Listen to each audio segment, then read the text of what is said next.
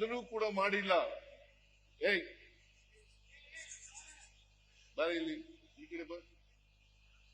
ಏಯ್ ನಿನಗೆಲ್ಲ ಹೇಳ್ತಾ ಇರೋದು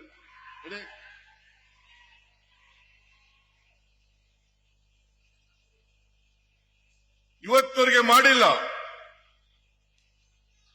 ಮಹದಾಯಿದು ಅರಣ್ಯ ಎನ್ವೈರನ್ಮೆಂಟಲ್ ಕ್ಲಿಯರೆನ್ಸ್ ಆಗಬೇಕು. ಯಾಕೆ ಮಾಡಿಲ್ಲ? ಅದರಲ್ಲಿ ಕೋರ್ಟ್ನಲ್ಲಿ ಕೇಸ್ ಇಲ್ಲ, ಎಲ್ಲ ಕ್ಲಿಯರ್ ಆಗಿದೆ. ಇವತ್ತವರೆಗೆ ಮಾಡಿಲ್ಲ.